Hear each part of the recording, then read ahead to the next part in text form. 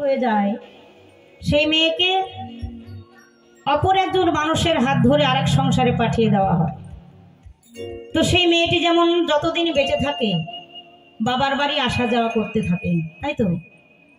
তো আমরাও এসেছি সেই আপন দেশ থেকে পরের দেশে, বাবার বাড়ি থেকে পরের ঘরে এসেছি, আমাদের একদিন সেই বাবার ঘরে ফিরে যেতে হবে।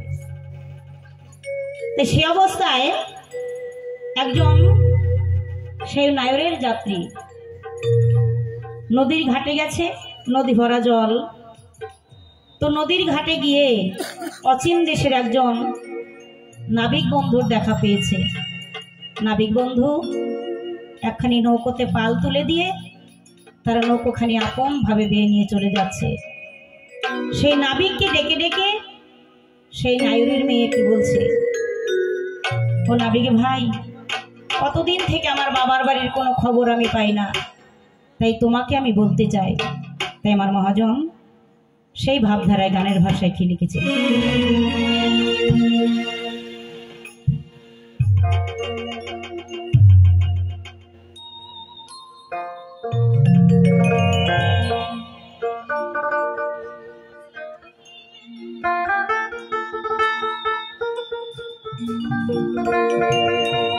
গানটা গিয়ে শোনা।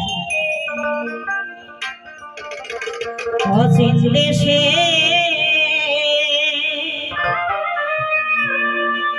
মাঝি ভাই রে,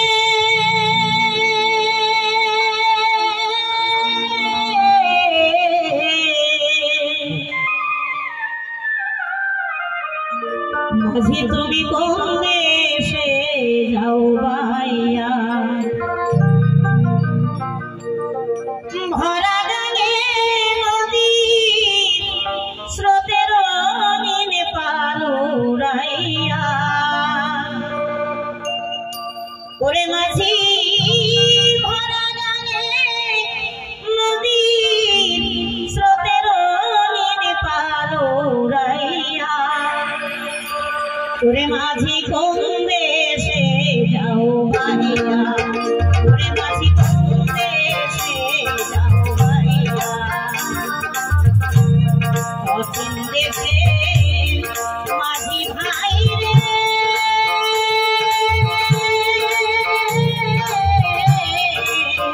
ওরে মাঝি কোন দেশে যাও ভাইয়া, ওরে মাঝি কোন দেশে যাও ভাইয়া, ওরে ভরা গানে নদী স্রোতের রঙিনে পালুরাইয়া,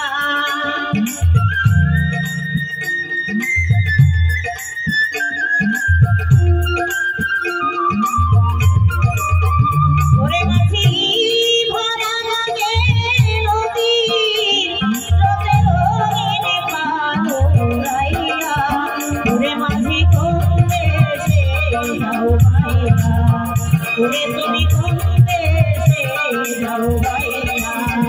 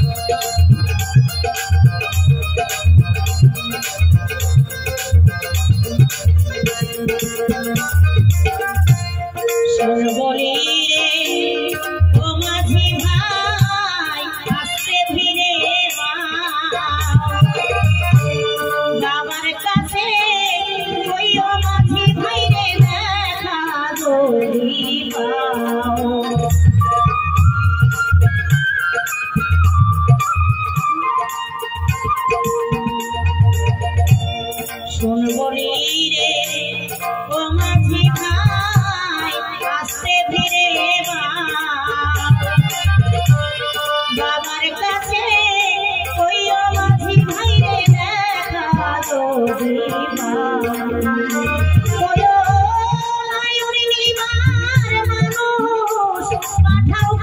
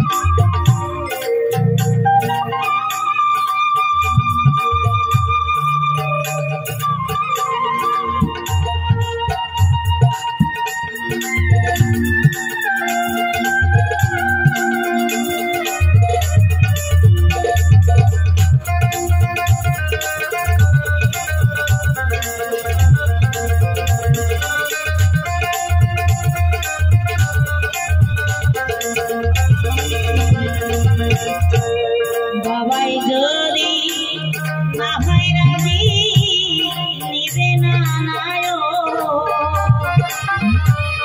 বিনয় করে কইও মাঝি ভাই রে আর কি খবর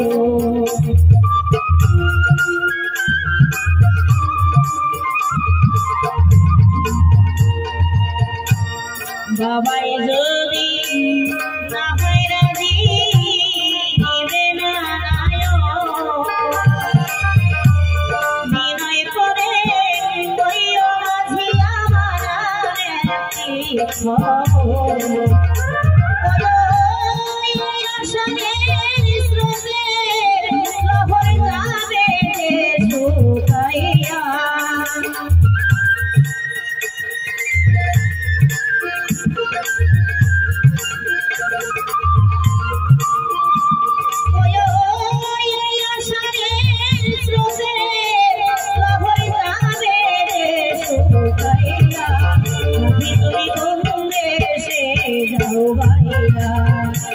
তুমি কোন দেশে যাও ভাইয়া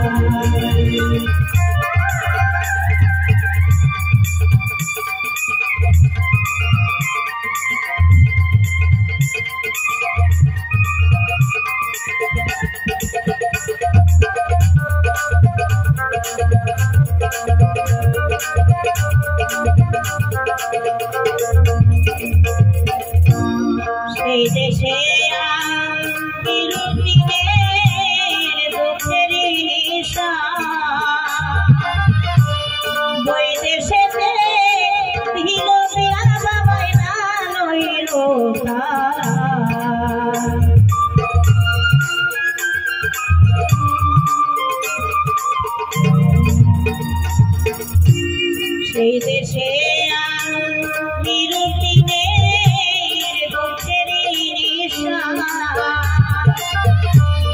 বই দেশে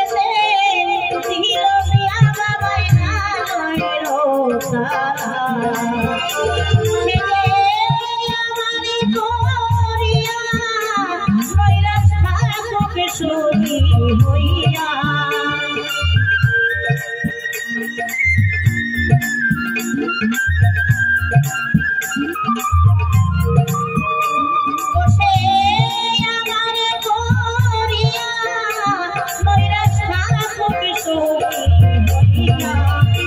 মাঝি কোন দেশে যাও ভাইয়া মাঝি তুমি কোন দেশে যাও ভাইয়া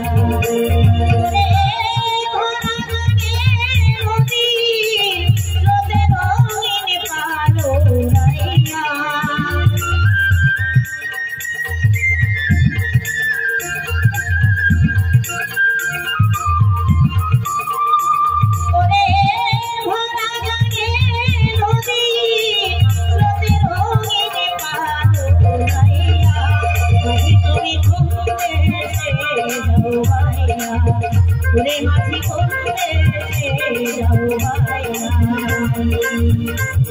কোন দেশে মাঝি ভাই রে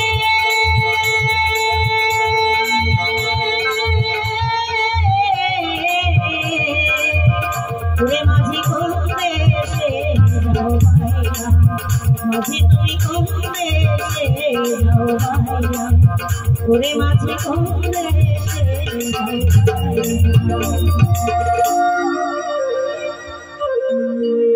আমি এখন আর গান নয় চলে যেতে চাই সেই পালা প্রসঙ্গের ভূমিকায়। মহাজন বলেছেন বাউল কীর্তন যত কীর্তনের মূল যাহাতে ফোটাই জীবের জ্ঞানের মুকুল। বাউল কীর্তন শুনলে আমার মতো অজ্ঞানী জীবের জ্ঞান হয়। আজকে গুরু শিষ্য ভাবধারা থেকে সেই গৌরতত্ত্ব নিয়ে কিছু আলোচনা আপনাদের সামনে যাব রেখে। তাই আমার বিপক্ষের ভাবুক যিনি, তিনি অত্যন্ত জ্ঞানী এবং গুণী মাননীয় জয়দেব কবিরাজ মহাশয়। ওনাকে কিছুক্ষণ সময়ের জন্য গুরুর ভূমিকায় রেখে আমি কিছুক্ষণ সময়ের জন্য শিষ্যের ভূমিকায় থেকে তার কাছে কিছু কথা আমি যাব রেখে। আমার যেগুলো অজানা সেই জিনিসগুলো জানার বড় বাসনা। তাই এমন একজন মহাজনকে পেয়েছি। তাই ভগবান দুষ্টকে দমন করতে, সৃষ্টির পালন রক্ষার্থে এই ধরাধামে যুগে যুগে অবতীর্ণ হয়ে এসেছেন। সত্য, ত্রেতা, দাপর 3 যুগে ভগবান হয়েছেন অবতার। আর এই কলিযুগে এসে হলেন শ্রীধাম নবদ্বীপের শচীগর্ভ সিন্ধু হতে অবতীর্ণ। তাই আমার প্রথম জানবার বাসনা, 3 যুগে ভগবান হলেন অবতার, কলিযুগে এসে কেন হলেন তিনি অবতীর্ণ? এ যুগে তো অবতার হতে পারতেন। তাহলে 3 যুগে অবতার হয়েছেন, এই কলির যুগে অবতীর্ণ হলেন কেন? অবতার কাকে বলে আর অবতীর্ণই বা কাকে বলে? এবার গানের ভাষায় যাই। গানের ভাষায় সুরছন্দে আরো কিছু জিজ্ঞাসা রাখতে চাই।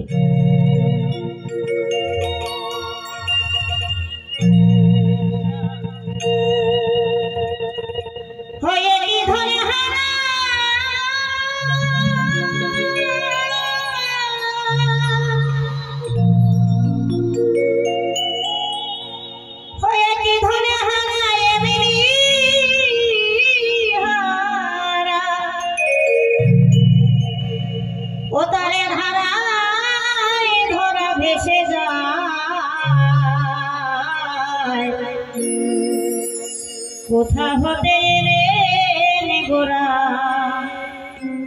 খেলেন ওই সোনার নদিয়ায়। গৌর সুন্দর, কিসের জন্যই বা এলেন? আর আসার পরে তিনি কেনই বা মুখে বলতে বলতে নদী আর মাটিতে গড়াগড়ি গেলেন? তার নয়ন ধরায় ধরাধাম ভাসিয়ে ফেললেন। কিসের কারণ? তার কি অভাবে ছিল? একটু সুন্দর করে প্রভু তুমি এসে খুলে বলো।